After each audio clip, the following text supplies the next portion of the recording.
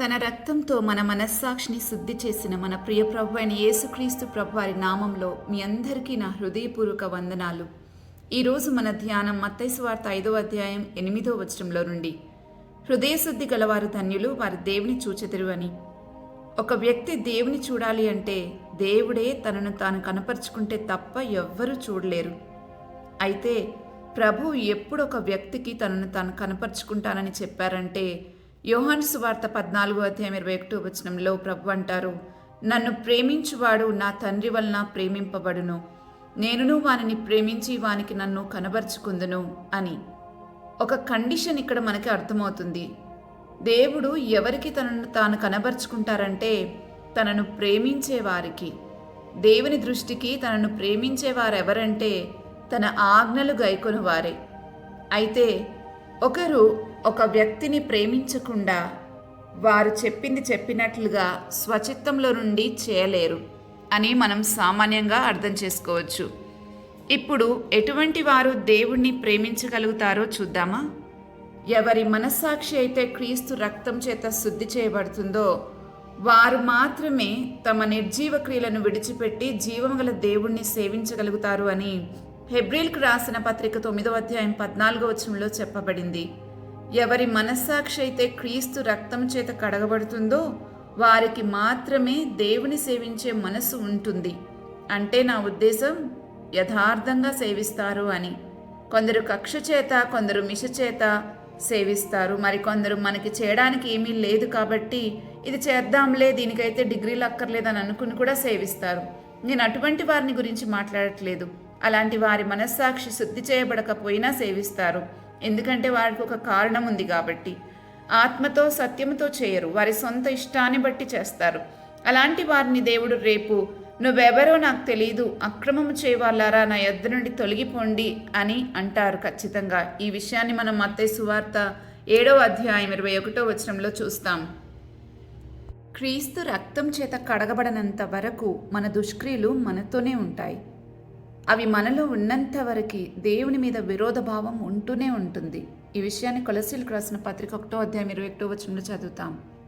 ఎప్పుడైతే ఒకరి మనస్సాక్షి శుద్ధి చేయబడి తిరిగి జన్మించిన వారవుతారో అప్పుడు పరిశుద్ధాత్మ వాళ్ళు నివసించడానికి పంపబడతారు. ఆయన వస్తూ ఆయన ద్వారా దేవుని ప్రేమను వారి హృదయాల్లో కుమ్మరిస్తాడని రోమీలకు రాసిన పత్రిక 5వ అధ్యాయం 5వ వచనంలో చెప్పబడింది.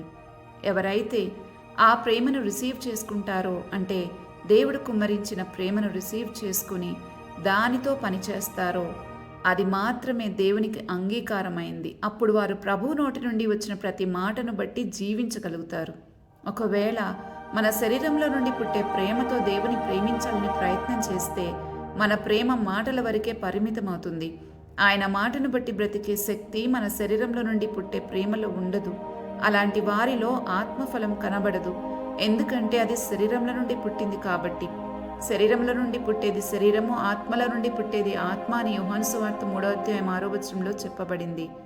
అయితే ఒకరు ఏ ప్రేమతో దేవుణ్ణి ప్రేమిస్తున్నారో ఎలా గుర్తుపట్టొచ్చంటే, వారు శరీరంలో నుండి పుట్టే ప్రేమతో ప్రేమించేవారైతే కష్టపడి పనిచేస్తారు, దేవుని కోసం ఎంతో కొంత త్యాగం చేస్తారు, రోషంగానే ఉంటారు. కానీ వారిలో సంతోషం, సమాధానం లాంటి ఆత్మఫలము కనబడదు. దీర్ఘశాంతము అస్సలే ఉండదు. మాటకు మాట, తిట్టుకు తిట్టు గమనిస్తాం అలాంటి వారిలో. వాటిని బట్టి మనం అర్థం చేసుకోవచ్చు వారు ఏ ప్రేమతో దేవుని ప్రేమిస్తున్నారు అన్నది. కానీ దేవుడు మనకు దయచేసిన ప్రేమే మనలో ఆత్మఫలాన్ని ఫలింపచేస్తుంది.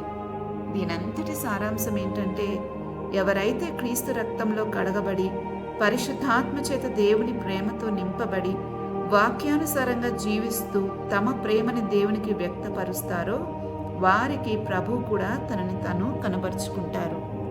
వారు మాత్రమే దేవుణ్ణి చూడగలుగుతారు. ప్రభువునందు విశ్వాసముంచి ప్రతి పాపానికి క్షమాపణ పొందుకుంటే ఆయన రక్తంలో కడగబడినట్లే. ఎందుకంటే క్షమాపణ ఆయన రక్తం ద్వారానే మనకు కలుగుతుంది.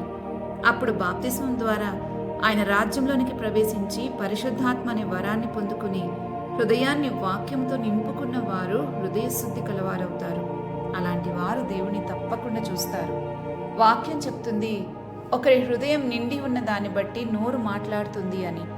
మత్తయి సువార్త 12:34 నీ హృదయము పరిశుద్ధాత్మతో, దేవుని ప్రేమతో, వాక్యంతో నిండి ఉంటేనే నీ నోరు దేవుని మాటలను ఆత్మతో, సత్యముతో మాట్లాడగలదు. అర్థం చేసుకోవడానికి ప్రయత్నం చేయండి. ఇదేమీ రాకెట్ సైన్స్ కాదు. నిజంగా దేవుని మాటను అర్థం చేసుకుని దాని ప్రకారం బ్రతకాలి అనుకున్నవారు తప్పకుండా ఒక్కొక్క స్టెప్ ఫాలో అవుతారు. లేదు, లోకంలో అందరూ దేవుణ్ణి కొలిచినట్లే నేను కూడా అని మిమ్మల్ని గురించి మీరు అనుకుంటే అప్పుడు ఇవేవీ అక్కర్లేదు. దేవుని చిత్తంలో కూడా మీరు ఉండలేరు. ఎందుకంటే దేవుడు తనను వివేకము కలిగి వెతుకువారు కలరేమోనని తొంగి చూస్తున్నాడని రాయబడింది కీర్తన 14:2 అలా దేవుని అర్థం చేసుకుని చేసే భక్తిలో దేవునితో సహవాసం ఉంటుంది. లేకపోతే వన్ సైడెడ్ లాగా మిగిలిపోతాం. దేవుడు కోరుకుంటుంది సహవాసం. మన భక్తి కొలవబడుతుంది కూడా దేవునితో మనకుండే సహవాసముతోనే. అదే ముఖ్యం. ఆలోచించుకుని మన జీవన విధానాన్ని సరిచేసుకోవడానికి ప్రయత్నం చేద్దాం. దేవుని వాక్యాన్ని అర్థం చేసుకుందాం. ప్రార్థించుకుందామా? మా తండ్రి అయిన మా దేవా, నీ రాజ్యంలో మాకు స్థానం ఇచ్చి మీరు చేసే ప్రతి పనిలోనూ మమ్మల్ని పార్ట్నర్స్గా చేసుకున్నందుకు మిమ్మల్ని ఎంతగానో స్తుతిస్తున్నాం. మాతో ప్రతి విషయాన్ని చాలా క్లారిటీగా మాట్లాడుతున్నందుకు మీకు స్తోత్రాలు. మా మనస్సాక్షిని శుద్ధి చేయండి. మాలో కుమ్మరించబడిన నీ ప్రేమతో తిరిగి మిమ్మల్ని ప్రేమించే కృప దయచేయండి. మిమ్మల్ని మెప్పించాలంటే మీ షరతులలో బ్రతికితేనే మెప్పించగలమని అర్థమైంది. వాటిని బాగా గ్రహించటానికి మాకు సహాయం చేయండి. ఈరోజు అంతటిలోనూ మేము ఏ పాపంలో పడకుండా కాపాడి దుష్టు నుంచి తప్పించమని వేడుకుంటున్నాం. మిమ్మల్ని చూసే భాగ్యం మాకు దయచేయమని యేసుక్రీస్తు ప్రభువారి నామంలో వేడుకుంటున్నాము తండ్రి. ఆమెన్. రేపటి ధ్యానంలో మరలా తిరిగి కలుద్దాం. అంతవరకు దేవుని కృప మనందరికీ తోడయుండును గాక. ఆమెన్.